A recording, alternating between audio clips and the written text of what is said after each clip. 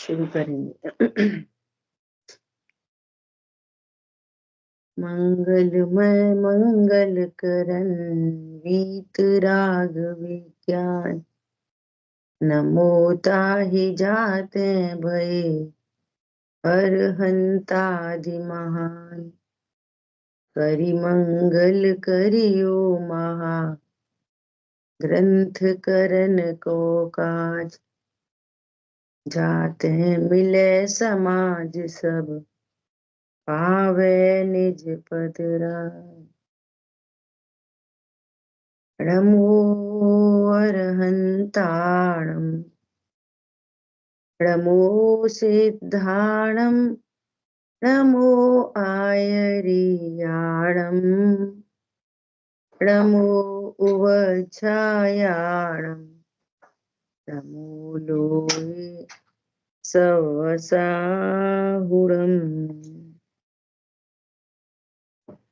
मोक्ष मार्ग प्रकाशक जी ग्रंथ, छठवां अधिकार, छठवें अधिकार का मंगलाचरण। मिथ्या देवादिक भजे ओ है मिथ्या भाव, तज तिनको साचे भजो यह हित हेत उपाय।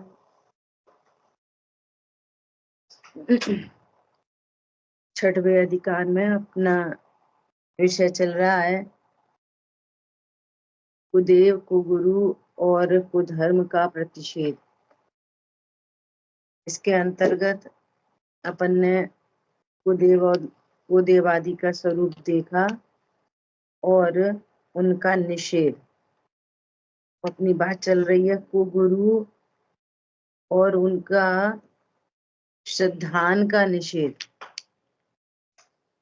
कि आप पहचान करो कि इनमें गुण नहीं है और इनका श्रद्धान नहीं करना। क्यों?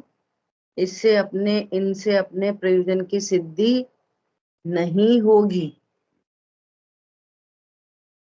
अर्थात अपना मोक्ष मार्ग अविरुद्ध हो जाएगा, मोक्ष मार्ग दुर्लभ हो जाएगा। बड़ी मुश्किल से ये मनुष्य भव और जैन कुल मिला है और यहाँ धर्म ही करने चले और अपन विपरीत दिशा में किसी से इन्फ्लुएंस होकर और विपरीत दिशा में गमन करें तो अपना अनंत काल के लिए अहित हो जाएगा। ठीक है, आदरणीय दादा श्री की बात कही थी कि देव पंचम काल में साक्षात है नहीं और जिनवाणी कुछ कहती नहीं, तो पूरा अपना पुरुषार्थ गुरु के सिलेक्शन में लगाना कि कौन सत्य गुरु है और किसकी आज्ञा माननी चाहिए। ठीक है, और ये भी कैसे पता चलेगा? ये स्वाध्याय से ही पता चलेगा। ख्याल में आई बात? तो इसमें कई सारी बात आई अभी तक। बात आई कि कुल आदि अपेक्षा गुरु पने का निषेध। अब कह रहे हैं कि कोई वेश धारण कर लिया और अपने को गुरु मनवाते हैं, है ना, तो ये योग्य नहीं। यहाँ तो 3 लिंग ही पूज्य हैं।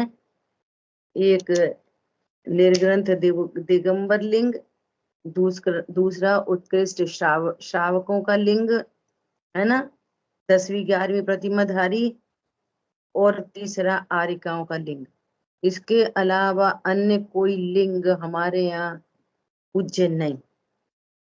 ठीक है, बहुत अच्छी अच्छी बात है कही हमारी सावधानी के लिए।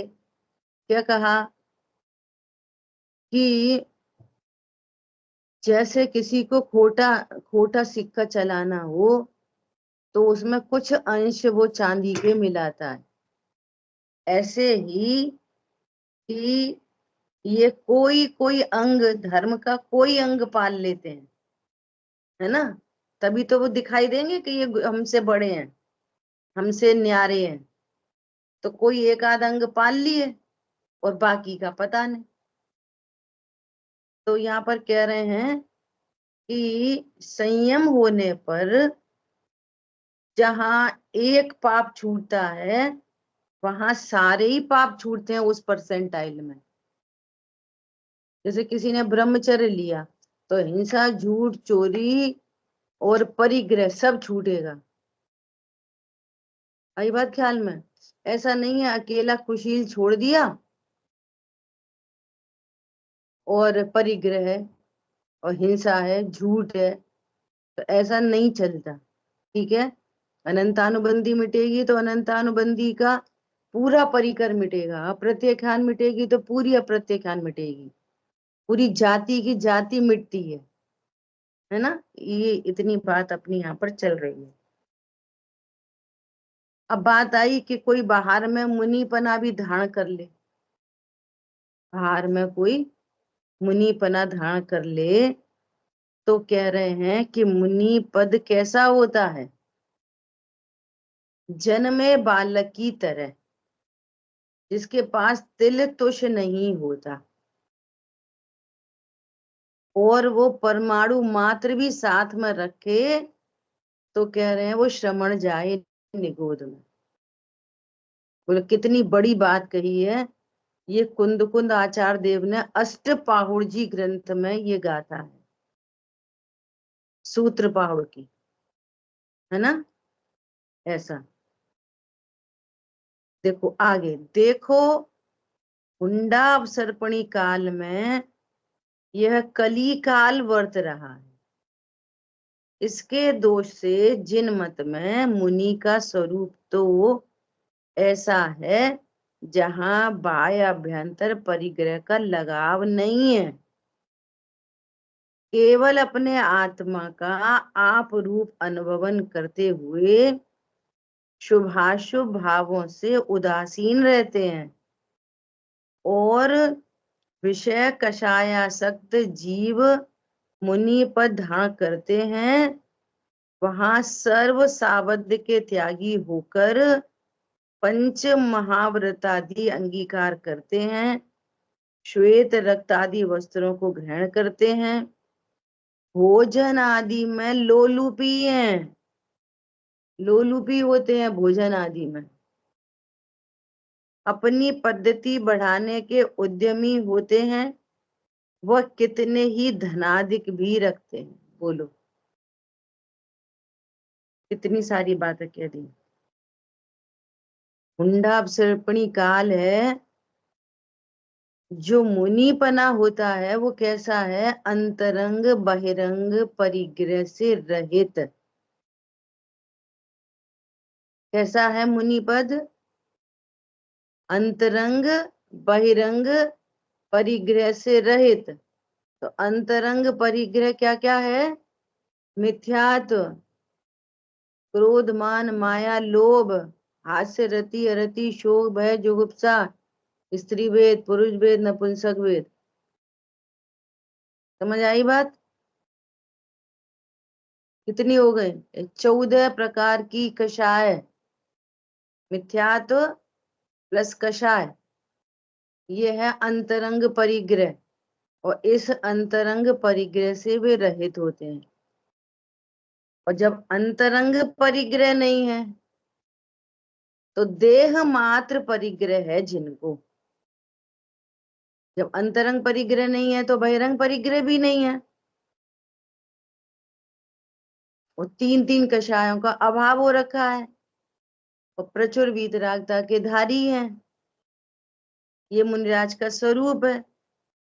वे केवल अपने आत्मा का आप रूप अनुभवन करते हैं और संजुलन संबंधी भी, सुनो ध्यान से, संजुलन संबंधी भी जो कषाय है उस कषाय के चलते जो शुभाशुभ भाव होते हैं उन शुभाशुभ भावों में भी उदासीन रहते हैं। क्या बोला? शुभाशुभ भाव, वे जो 28 मूल गुण के परिणाम हैं उन 28 मूल गुण को पालने में उत्साहित नहीं होते। किसमें उत्साहित हैं? अपनी शुद्ध आत्मा में। और अब ये जो शेष कषाय है, इसके अभाव का यत्न रहता है उनको, न कि उसको बनाए रखने का, पालने का। ख्याल में आ रही है? और देखो साइंस कैसी है कि यदि उनको पालने का यत्न रहे तो गुण स्थान गिर जाता है, और शुद्धात्मा को साधने का यत्न रहे तो वे अच्छे से पलते रहते। क्या बोला? पहला एग्जाम्पल दिया है ना, जैसे वो होता है ना झूला, झूला इधर चढ़ा और वहां ठहर नहीं पाए तो नीचे, इधर आ गए नीचे, और नीचे आए तो फिर कहाँ का उपाय? नीचे ही आने का, ऊपर जाने का। ठहर नहीं पाए तो नीचे आते हैं, और नीचे आए तो नीचे आते से ही ऊपर चढ़ने का यत्न। ऐसे होते हैं मुनिराज, इसको बोलते हैं छठवें सातवें गुण स्थान में झूला झूलते हैं। कितनी जल्दी वो जैसे नीचे आता है तुरंत ऊपर जाता है। तो कितनी बड़ी बात लिखी है, शुभाशुभ भावों में उदासीन रहते हैं। पहले अधिकार में जहाँ मुनियों का स्वरूप कहा, अब वहां शरीर की क्रिया को खींच के नहीं करते, कोई रिकॉर्ड नहीं बनाते। कितनी सहज और सरलता, एकदम ट्रांसपेरेंसी, अंतरंग बहिरंग परिग्रह से रहित, है ना? विषय, और अब विषय कषायासक्त जीव मुनि पर धारण करते, अंतरंग परिग्रह से रहित हुए नहीं है, कषाय पूरी है, कषाय है तो विषयासक्त है। क्या बोला? कषाय है तो विषयासक्त है। देखो, जहां अनंतानुबंधी चली गई, अप्रत्यक्षान चली गई, पंचम गुण स्थान वर्ती हुए, तो पंचम गुण स्थान में भी विषय कषाय है, देशवृत्ति हुए ना वे। अभी प्रत्यक्षान का उदय है, ये तो पंचम गुण स्थान की स्थिति है। और जो विषय कषाय आसक्त ही हो तो उसकी तो बात ही क्या कहेंगे। ख्याल में आई बात? वहां सर्व साबद्ध के त्यागी होकर पंच महाव्रत आदि अंगीकार करते हैं, वो अंतरंग में कषाय है, भोजन आदि के लोलुपी हैं। बोलो, भोजन आदि के लोलुपी हैं, पद्धति बढ़ाने के लिए धन आदि भी रखते हैं। बोलो, हिंसा आदि करते हैं, वह नाना आरंभ करते हैं। हिंसा आदि कैसे करते होंगे?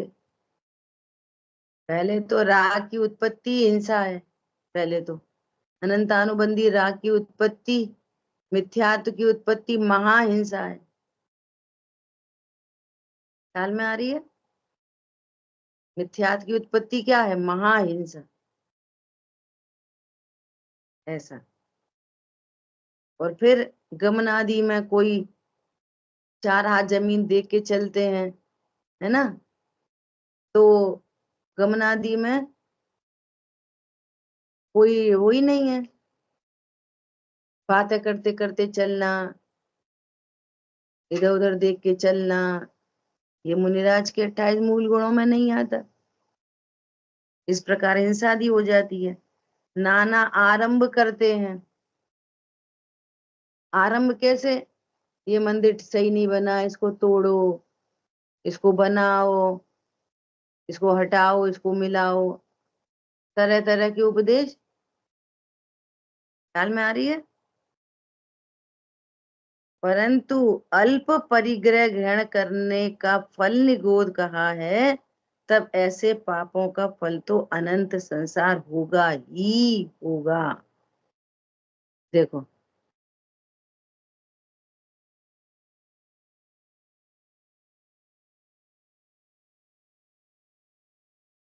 बड़ी मुश्किल है। कल एक कोई से मुनिराज जी थे, वो ऐसा बोल रहे थे कि आजकल तो समाज में बहुत दिक्कत है, मुनियों को आहार नहीं कराते, गुरु को नहीं पूजते, वे निगोद चले जाएंगे। उधर अपने 2-3 घटना बता रहे, हम उधर से निकल रहे थे तो किसी ने, श्रावक ने ये नहीं पूछा कि महाराज जी दर्शन कर लो। हमारे साथ 20-25 लोग थे, 4-5 गाड़ियां चल रही थी, तो उन्होंने वहीं पे किराए से धर्मशाला लेके वहीं पे आहारचर्या की। ऐसा ऐसा खुद ही बता रहे थे। और आप जिस मंदिर में दान दो, उस मंदिर में बोलो कि यदि तुम गुरुओं की आहारचर्या नहीं कराओगे तो हम तुम्हारे मंदिर में दान नहीं देंगे, पहले लिखवा लो। और जिनमें दे आए और उनने ऐसा नहीं किया तो उनसे अपना पैसा वापस ले आओ, बिल्कुल डंके की चोट पर ले आओ, डरने की जरूरत नहीं। ऐसा बता रहे थे सब। समझ में आ रही है बात? बहुत स्थिति कैसी है।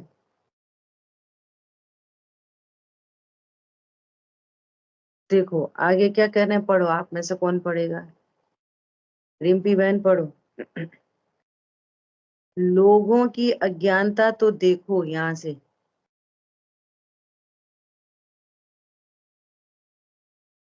लोगों की अज्ञानता तो देखो, कोई एक छोटी भी प्रतिज्ञा भंग करे उसे तो पापी कहते हैं, और ऐसी बड़ी प्रतिज्ञा भंग करते देखकर भी उन्हें गुरु मानते हैं, उनका मुनिवत सम्मान आदि करते हैं। सो शास्त्र में कृत कारित अनुमोदना का फल कहा है, इसलिए उनको भी वैसा ही फल लगता है। देखो मुनि पद लेने जी एक मिनट, क्या बोल रहे हैं? जैसे हमें तुम्हें पता चले आपस में किसी गजब की बात है। हमें पता चला कि रिम्पी बहन ने रात में दूध छोड़ दिया, दूध पीना छोड़ दिया। और फिर हमने देखा ये तो चाय पी रही है, तो क्या बोलेंगे? देखा, दूध हमारे सामने त्याग किया था और ये तो दूध पीने लगे, चाय पीने लग गए, है ना? तो वो छोटी सी कोई प्रतिज्ञा ले और उसको भंग करे तो हमें बुरा लगता है, पापी कहते हैं उसको। और मुनि पद धारण किया है, और यहाँ तो बड़ी बड़ी प्रतिज्ञाएं दिखाई दे रही हैं, बड़ी बड़ी। कोई नहीं पल रहा सही से। ख्याल में आ रही है बात? और तो भी मुनि मानते हैं। कैसी गजब की बात है। छोटी प्रतिज्ञा भंग होने पर बुरा लगता है, और इतनी बड़ी बड़ी प्रतिज्ञाएं, जो प्रतिज्ञा क्या, जिन्होंने तो जबरदस्ती गुरुपना मनवाया है ना, और हम मान रहे हैं। गजब नहीं हो गई ये वाली बात?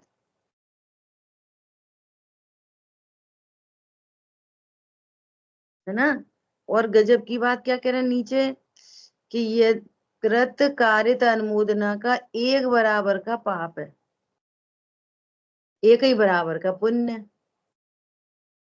कोई दान देता है और आप है ना उसकी अनुमोदना करते हो, तो फल तो परिणामों का लगता है। कोई पैसे देने का तो फल लगता नहीं है, ना शरीर की क्रिया का फल लगता है, ना पैसे देने का फल लगता है, परिणामों का फल लगता है। समझ में आई बात? वो वो पैसे का तो क्षेत्रांतर होना है, वो पुद्गल है, उसका क्षेत्रांतर हो जाता है। शरीर की क्रिया अकॉर्डिंग टू परिणाम हो जाती है, निमित्त नैमित्तिक संबंध से। शरीर की क्रिया भी मैं नहीं, परिणाम होता है।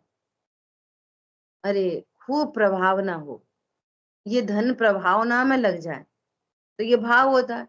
और किसी दूसरे का भी भाव है ऐसा ही। ख्याल में आई बात? तो कहता है देखो कितने भले जीव है, इन्होंने अपने पैसे को प्रभावना में लगाया, तो अनुमोदना से एक बराबर का फल लगता है। ऐसे ही यहाँ कृतकार्यत अनुमोदना का बराबर पाप लगता है। क्या पाप लगता है? कि कभी तुम्हें भी मुनि धर्म अंगीकार करने का भाव आएगा ना, तो ऐसे ही मुनि बनोगे, निदान बंद कर लेते, भ्रष्ट मुनि बनना पड़ेगा। समझ में आई बात?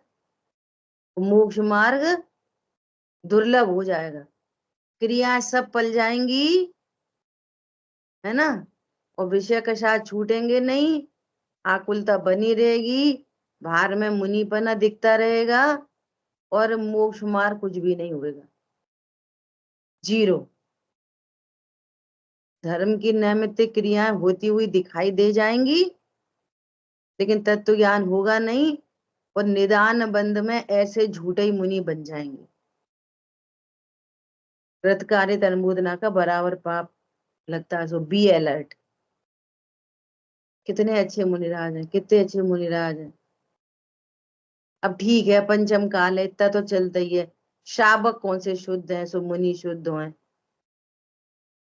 अरे मुनि शुद्ध हैं तो श्रावक शुद्ध हैं, कि श्रावक से मुनि है, कि मुनियों से श्रावक है? ख्याल में आ रही बात? अब इतना तो चलता ही है, तो समझना कि कृत कार्य अनुमोदना का बराबर का पाप है, और निदान बंद है। ये विचार करना। प्रशंसा करने से पहले, प्रशंसा करने से पहले विचार करना चाहिए 100 बार। पंडित साहब ने लिखा है ना, बंद समय चिंते रे प्राणी, उदय समय क्या चिंते। बंद के समय तो होश नहीं है, अब उदय आया तो रो रहे हैं। और वर्तमान युग की कहानी यही है।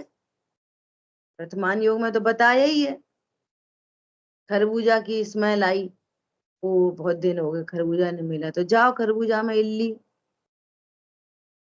कितने सुंदर फूल हैं, तो जाओ फूल में ही बैक्टीरिया, है ना। ये सेलिब्रिटी की सबकी प्रशंसा करते हैं ना, ये कितने अच्छे हैं, ये कितने अच्छे हैं, सप्त व्यसनी की प्रशंसा। तुम भी बन जाओ सप्त व्यसनी, निदान बंद हो जाता है। तो प्रशंसा करने से पहले 100 बार विचार करना। क्या बोला? प्रशंसा करने से पहले 100 बार विचार करना कि हम किसकी प्रशंसा करने जा रहे। सप्त व्यसनियों की, कि अपने देव गुरु शास्त्र की, सच्चे वीतरागी देव शास्त्र गुरु की। ये बहुत बड़ा पॉइंट है। वैसा फल लगता है और निदान बंद हो जाता है। देखो ये भी एक अभी आदरणीय सुमन जी भाई साहब के प्रवचन में ये वाली बात आई थी, कि जैसे पाप का निदान बंद हो जाता है, ऐसे पुण्य का निदान बंद हो जाता है।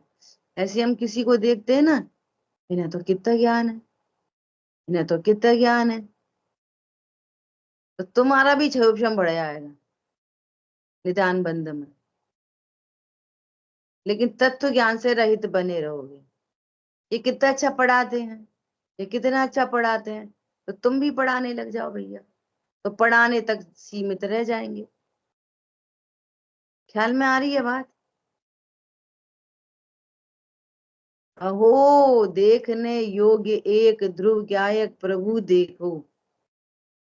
अहो प्रशंसा करने योग्य एक गायक प्रभु की ही प्रशंसा करो, अन्य सब हे है। बहुत जल्दी किसी पे इन्फ्लुएंस, इनको कितनी गाथाएं आती है, इनको कितनी टीका आती है, हम भी याद करेंगे तो कर लो याद। ये भाव आता है, लेकिन अंतरंग में महिमा तो ध्रुव स्वभाव की वर्तती है। क्या कहा? ऐसे भाव आ भी जाएं, लेकिन महिमा किसकी वर्तती है? एक ध्रुव गायक की। ये बहुत बड़ी सावधानी है। हर कहीं नहीं रीझना। क्या बोला? हर कहीं पे नहीं रीझ जाना, चेक करना पूरी तरह से। क्यों? हम इतना बड़ा काम करने चले हैं। क्या काम करने चले हैं? सर्व दुखों से छूटने चले हैं। स्ट्रेस फ्री लाइफ चाहिए हमको। तो कौन हुए हैं स्ट्रेस फ्री? उस कषाय से, आकुलता से रहित कौन हुए हैं? हमें किसको फॉलो करना है?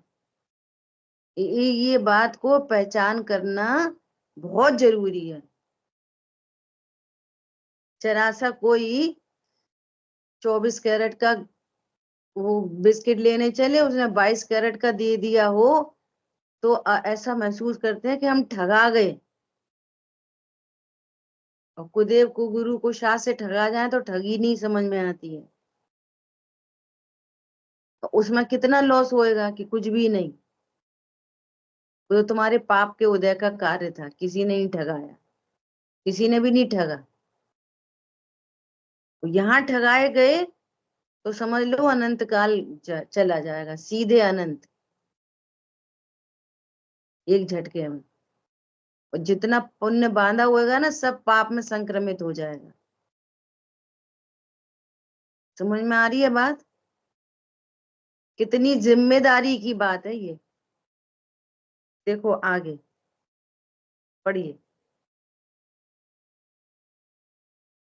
मुनि पद लेने का क्रम तो यह है, पहले तत्व ज्ञान होता है, पश्चात उदासीन परिणाम होते हैं, परिचय आदि सहने की शक्ति होती है, तब वह स्वयं ही मुनि होना चाहता है और तब श्री गुरु मुनि धर्म अंगीकार कराते हैं।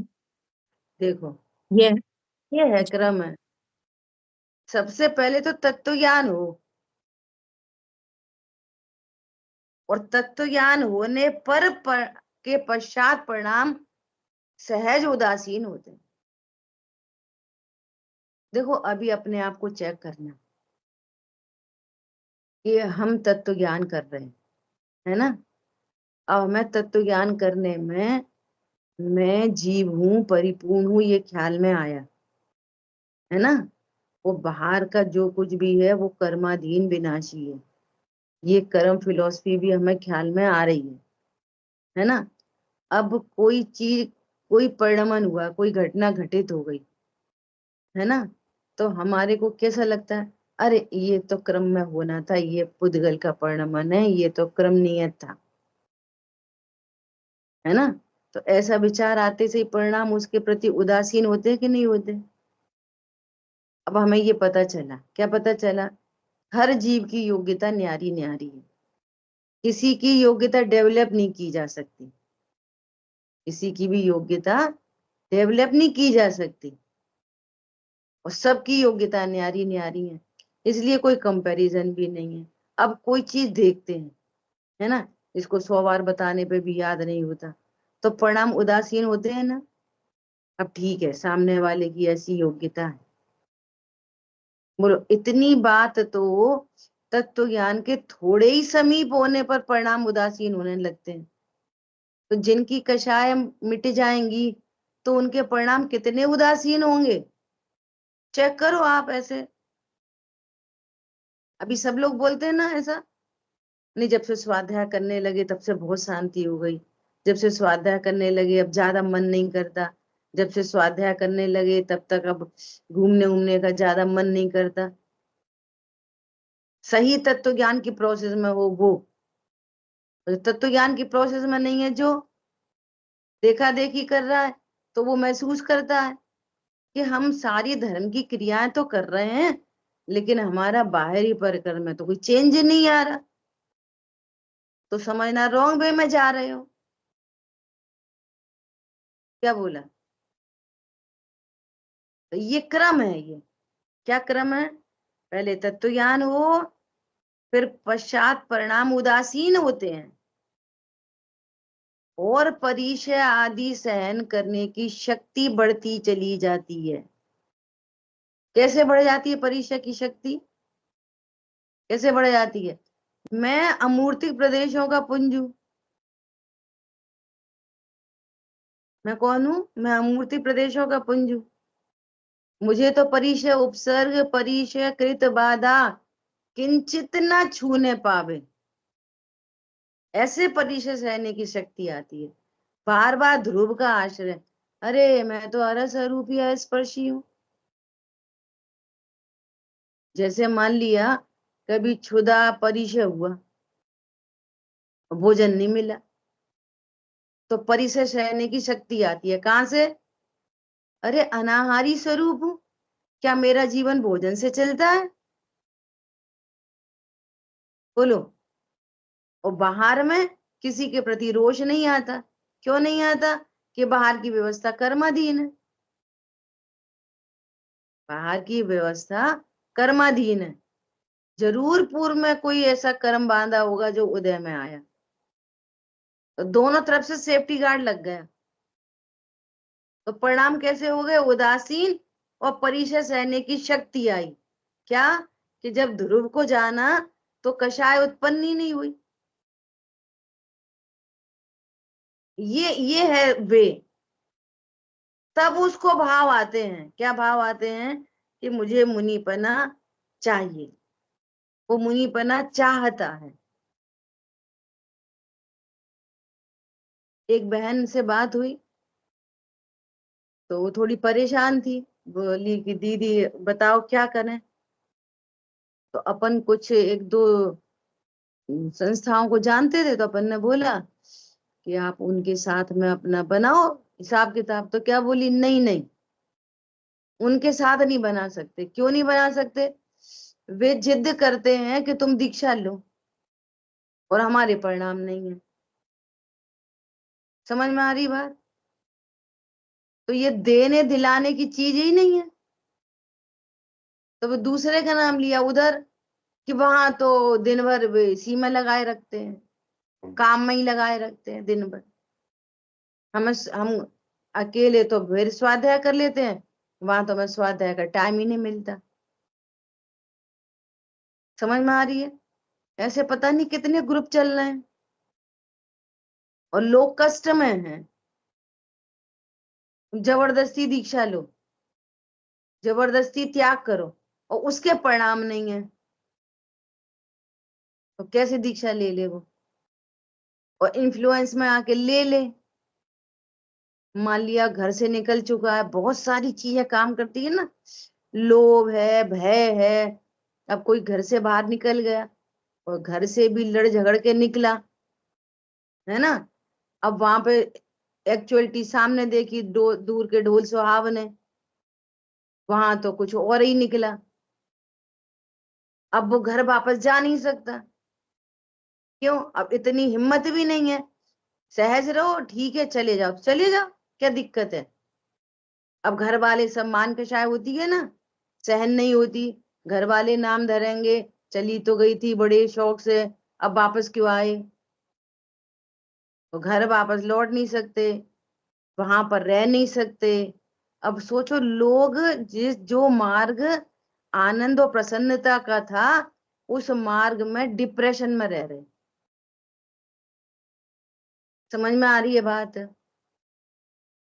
जो मार्ग किसका था? स्ट्रेस फ्री होने का था, वहां पे स्ट्रेस में रह रहे। ऐसी स्थिति है। क्यों? क्रम नहीं पाला, अक्रम काम किया। पहले दीक्षा ले ली, तत्व ज्ञान है नहीं, कषाय मिटी नहीं, उदासीनता आई नहीं, परिचय सहने के की शक्ति नहीं आई। ख्याल में आ रही है बात? अच्छा, बाहर की स्थितियां तो तीर्थंकरों को भी बनेंगी, क्योंकि वो कर्माधीन है। बाहर की स्थितियां तो बड़े बड़े महापुरुषों को भी बनेंगी। बाहर की स्थिति तो, बोलो आदिनाथ मुनिराज को 6 महीने आहार नहीं मिला, तो ये स्थिति तो जो तीर्थंकर का द्रव्य है, तद्व मोक्षगामी है, उनको भी स्थितियां बनेंगी। परंतु उन्हें परिचय सहने की शक्ति है। उनके पास चैतन्य हीरा है, उनके पास। भाई जी की भाषा में बोलो तो चिंतामणि है। अब काय की चिंता? स्वभाव के आश्रय से ऐसे लौट के आ रहे हैं मानो जैसे पूरा आहार करते हुए संतुष्ट लौट रहे हैं। स्वभाव के आश्रय संतुष्ट रहते हैं, बाहर में कर्मादि का विचार करते हैं, तो शक्ति बढ़ती चली जाती है। अब तुम्हारे पास न ध्रुव है और न कर्म फिलॉसफी है और न श्रद्धान है। उस चीज का श्रद्धान भी नहीं है, देवशा गुरु का भी श्रद्धान नहीं है, तो एकांत दुख ही दुख बचता है। ख्याल में आ रही है बात? ये देने दिलाने की चीज नहीं है ये कि उनने नियम दे दिया और हमने ले लिया उनसे। जिससे लिया उसको चेक किया कि नहीं किया कि ये किसी परसेंटाइल में बीतरागी हैं कि नहीं, इनके कषायों का अभाव हुआ कि नहीं। बात तो थोड़ी खराब सी है पर समझने के लिए कह रहे हैं, किसी और को नहीं कह रहे। आप भिखारी से 10 रुपए ले लोगे? कोई भिखारी बोल लो साहब हम आपको 10 रुपए दे रहे, आज हमें 50 रुपए का फायदा हुआ, तुम 10 रुपए ले जाओ, अपने बच्चे को चॉकलेट खिला देना। ले लेंगे? जिसके पास खुद ही तत्व ज्ञान नहीं है, जिसके परिणाम खुद ही उदासीन नहीं है, जो खुद ही विषय कषाय आसक्त है, हम उससे प्रतिज्ञा लेंगे? थोड़ी कॉमन सेंस की बात है। ख्याल में आई बात? तब आप कुछ प्रतिज्ञा लो, तब मुनि धर्म अंगीकार करो, कोई सा भी प्रतिज्ञा। जिन शासन में प्रतिज्ञा नहीं लेने का कोई दोष नहीं है,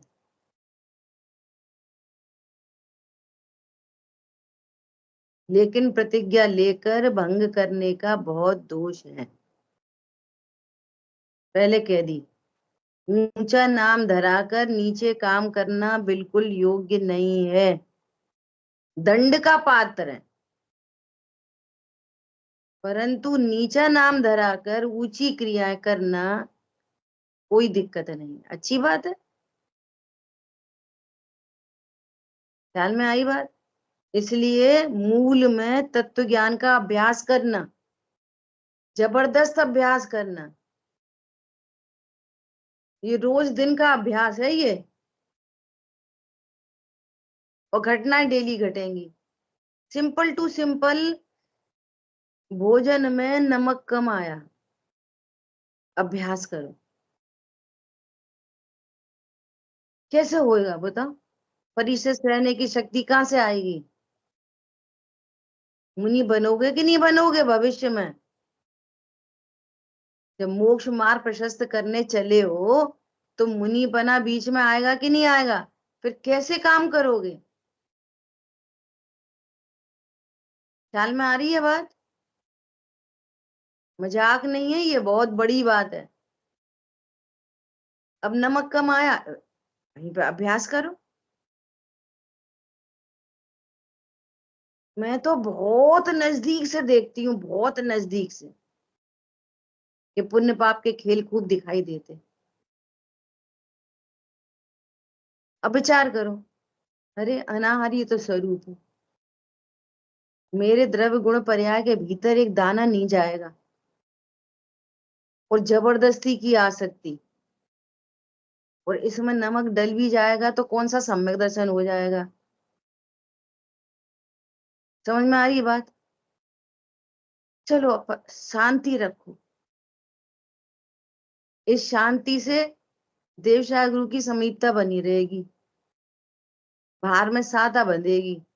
साता बंधेगी मतलब सच्चे वीतरागी देवशाह गुरु का समागम बना रहेगा। अपन विचार कर रहे हैं ना, अरे मैं तो अमूर्तिक हूँ, मोह गल रहा है अभी, कशाय टूटेगी ऐसे तो। समझ में आ रही है बात? क्या?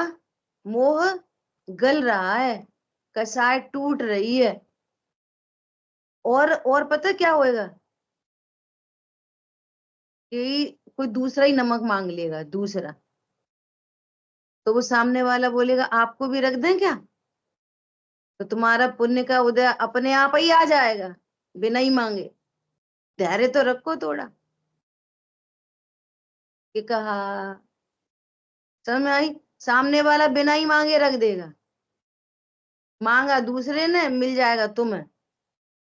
और जो मांगेगा ना उसको क्या बोलेंगे, देखो आपको हाई कोलेस्ट्रॉल है, देखो आपको ये है फलाना, नमक कम खाया करो। समझ में आ रही है बात? जो मांगेगा उससे मना करेंगे, और जो नहीं मांगेगा उसको देंगे। ये क्या है बाहर में? सारा पुण्य पाप का खेल, और वो दिख रहा है वो। अच्छा सुनो, आ भी जाए तो प्रसन्नता नहीं, और नहीं आए तो दीनता नहीं। अरे हमारा तो पुण्य का उदय मिल गया, मिल गया, मिल गया, मिल गया, नहीं एक कण नहीं मिला। और नहीं मिले कोई ध्यान नहीं रखता। हमसे तो कह दी मांगना नहीं, हम ध्यान रखेंगे। कौन ध्यान रखे तुम्हारे पाप के उदय में? कौन ध्यान रखे? और पुण्य के उदय में कैसे बच जाओगे बोलो? चरणों में पड़ी मिलेगी सामग्री। समझ में आ रही है बात? ऐसे ऐसे होता है तत्व ज्ञान, ऐसे होता है अभ्यास। वो मोह गलता है, टूटता है, कषाय मिटती हैं, टूट जाती हैं, तब वो सहज पने भाव हो जाते हैं। अब तो हम प्रतिज्ञा ले रहे, अब तो हम मौन से खाने की प्रतिज्ञा ले रहे। समझ में आ रही है बात? ऐसे होती है प्रतिज्ञा। प्रतिज्ञा से पहले अभ्यास होता है, और अभ्यास से पहले तत्व ज्ञान होता है। ये क्रम है। वो अक्रम काम करोगे तो, पंडित साहब कहते थे कि पहले मरता है और फिर बाद में जलाते हैं। और पहले जला दो बाद में मर जाओ, क्या फर्क पड़ रहा हो? समझ में आई बात? नहीं, पहले मर जाओ बाद में जला दो, या पहले जला दो बाद में मर जाओ, एक ही तो बात है ना। अरे नहीं, आत्महत्या है। आजकल तो चल ही रहा है ना सब अक्रम, उल्टा सीधा। पहले बच्चा हो जाए बाद में शादी हो जाए, पहले शादी कर लो बाद में बच्चा कर लो, एक ही तो बात है। होने तो दोनों ही काम है भैया, होने तो दोनों काम है, लेकिन क्रम से योग्य होता है। लोक में पसंद नहीं करते ना, तो पारलौकिक में कैसे कर रहे उल्टी सीधी काम? विचार करना बहुत गंभीरता से, किसको गुरु मानना, कैसे गुरु बनते हैं। और यहाँ पर गुरु कौन है? यहाँ पे गुरु, जिन शासन में गुरु किसको कहते हैं? जिन शासन में गुरु कहते हैं मुनि भगवंतों को, उसके नीचे कोई गुरु नहीं होता। साधर्मी होते हैं, गुरु नहीं होते। ख्याल में आई बात? बहुत से बहुत पंचम गुण स्थान वर्ती को गुरु कह लो। मूल में गुरु संज्ञा किसको है? ये तीन लिंगों को, इनको गुरु से आरिका माता, 10वीं 11वीं प्रतिमाधारी श्रावक, और मुनि, मुनिराज, ये गुरु हैं। मुनि भगवान गुरु हैं, बाकी कोई गुरु नहीं। न किसी को कहना, चलते फिरते मस्ती मजाक में बोल देते हैं, नहीं कहना, वैसा बंद हो जाता है, फिर बेई मिलेंगे तुम्हें। समझ में आ रही बात? ऐसा देखो क्या कह रहे हैं आगे, यह कैसी विपरीतता है? यह कैसी विपरीतता है कि तत्व ज्ञान रहित विषय कषाय आसक्त जीवों को माया से व लोभ दिखाकर मुनि पद देना, पश्चात अन्यथा प्रवृत्ति कराना, सो यह बड़ा अन्याय है। बोलो। पहले तो उनको खुद ही पता है ना ये विषयासक्त है, ये इतना सहन नहीं कर पाएगा, इस मार्ग पे नहीं चल पाएगा, तो भी माया से, लोभ से उसको मुनि पद दिखाकर मुनि पद दे दिया, और फिर अन्यथा प्रवृत्ति होने लग गई। अब उसको ढको, अन्यथा प्रवृत्तियों क्या करो, अब ढको। अरे ठीक है इतना तो चलता है, इतना तो चलता है, तुझे भी चलता है, हमें भी चलता है। बोलो ये कितना बड़ा अन्याय है। समझ में आई बात?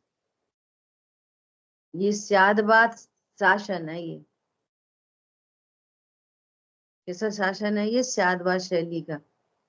पुरुषा सिद्धि उपाय में क्या लिखा है कि यदि कोई भव्य जीव सामने आए और वो सुखी होने की बात करे कि मुझे दुखों से बचा दो, तो प्रथम मुनि बने का उपदेश दे। तो अब एंगल समझना, इसका जस्ट ऑपोजिट एंगल है। ये तो साधवार शैली है ना? और वो मुनि पद लेने में असमर्थता बताए,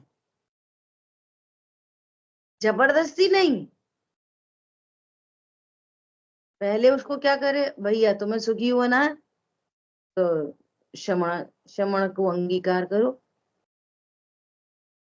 प्रवचन सार जी ग्रंथ में तीसरा अधिकार है चरणान योग सूचक चूलिका, उसमें यही लिखा है। क्या लिखा है? हे जीव, यदि तुम सुखी होना चाहते हो तो क्षमण पना अंगीकार करो, मुनि पना अंगीकार करो। ऐसा। अब वो ये कहे कि नहीं, मैं मुनि नहीं हो सकता, मेरे में सामर्थ्य नहीं है, तो ये जबरदस्ती नहीं करो, लोभ नहीं दिखाओ, भय नहीं दिखाओ, माया नहीं करो। वो मना करे कि नहीं मैं नहीं कर सकता, तो अणुव्रत ले लो। वो अणुव्रत लेने के लिए भी मना करे तो और नीचे के व्रत दिलाओ। वो भी नहीं ले पाए तो मांस भक्षण का त्याग कराओ। और वो भी नहीं करे तो कौवे ही मार छुड़वा दो।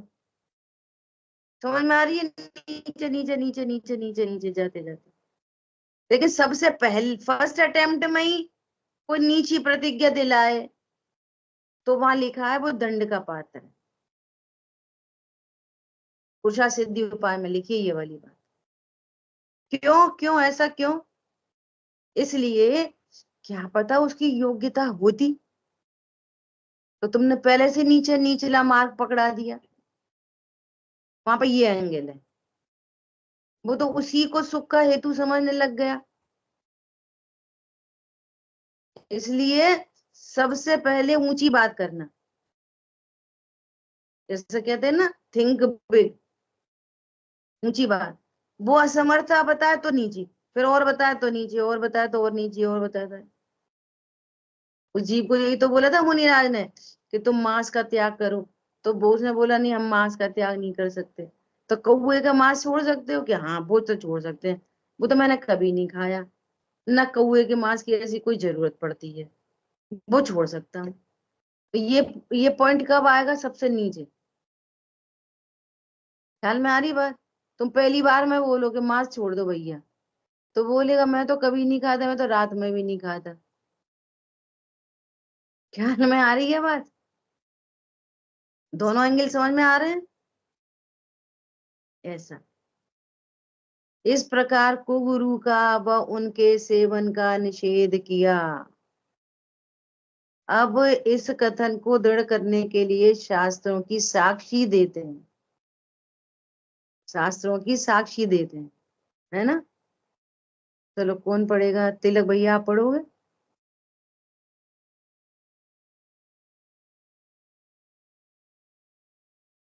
वहां उपदेश सिद्धांत रत्नमाला में ऐसा कहा है, काल दोष से गुरु जो है वे तो भाट हुए, भाटवत शब्द द्वारा दतार की स्तुति करते दानादि ग्रहण करते हैं, तो इस दुष्म काल में दोनों ही दतार व पात्र संसार में डूबते हैं। दातार क्या कह रहे हैं? भाट शब्द कह दिया, विचार करो आप।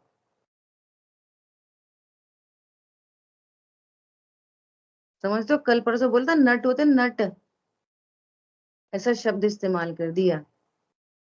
दातार की स्तुति खुद करते हैं वे बड़े। अरे भाई तुम तो बहुत अच्छे दानी हो, तुम तो बहुत देते हो। दातार की स्तुति है यहाँ पे, हैं? दातार की स्तुति करके दान आदि ग्रहण करते हैं, तो इस दुष्म काल में दोनों दातार पात्र संसार में डूबते हैं। कौन बड़ा है, देने वाला लेने वाला? श्रावक के लिए अलग बात है, मुनिराज के लिए अलग बात है। श्रावक दे रहा है, मुनिराज ले रहे हैं, तो मुनिराज छोटे हो गए ना। अब ये लेते हुए दातार की स्तुति करे तो कह रहे हैं भाटवत है, और दोनों, और ये भी प्रशंसा से, क्योंकि इसकी प्रशंसा हो रही है ना, और ये तो बड़े दानी, दान महावीर, तो कह रहे हैं दोनों संसार में डूबते हैं। ख्याल में आई बात? तो वो एक और पढ़ते हैं, फिर नेक्स्ट समय हुआ है। देखो नेक्स्ट अर्थ पढ़ो डायरेक्ट। सर्प को देखकर कोई भागे, उसे तो लोग कुछ भी नहीं कहते। हाय हाय देखो तो, जो कुगुरु सर्प को छोड़ते हैं उसे मूढ़ लोग दुष्ट कहते हैं, बुरा बोलते हैं। देखो तुम सांप को देख के भागो तो कहेंगे कि समझदार है, और कुगुरु को छोड़ के भागे तो मूढ़ लोग उसे दुष्ट कहते हैं, बुरा बोलते हैं। ए तुम वहां नहीं जाते, अब तुमने छोड़ दिया। समझ में आ रही बात? आप तो पहले वहां बहुत जाते थे, अब तो छोड़ दिया। तो कह रहे हैं मूढ़ लोग दुष्ट कहते हैं, बुरा कहते हैं। और सांप से भागो तो कोई दिक्कत नहीं है। तो नीचे कह रहे हैं कि सांप से काटा तो एक बार मरता है, लेकिन कुगुरु से काटा हुआ अनंत भव मरता है। सम्यक दृष्टि को कोई सांप काट ले तो कितना बुरा होएगा? कुछ नहीं, वो तो अपने रत्नत्र कैरी फॉरवर्ड करके ले जाएगा भवांतर में। सांप से क्या हुआ? कुछ नहीं हुआ, आयु कर्म आया था, सांप निमित्त बन गया। लेकिन कुगुरु काटे तो अनंत भव मरण होता है, ये कह रहे हैं यहाँ पे। इसलिए कुगुरु से बचने के लिए तुरंत बच जाओ, और कोई बुरा बोले तो उसको लेट गो कर दो, अपना काम करो। ऐसे सोचो कि उसकी ऐसी योग्यता है, वो बेचारा जानता ही नहीं है। ख्याल में आई बात? ऐसा शेष चर्चा आगे करें। जिन वाणी के ज्ञान से सूझे लोकालोक, तो वाणी मस्तक नहीं सदा देत हूँ दूर। बोलिए द्वाशांगमयी जिनवाणी माता की जय। जय जिनेन्द्र सभी को। जय जिनेन्द्र। जिनेन्द्र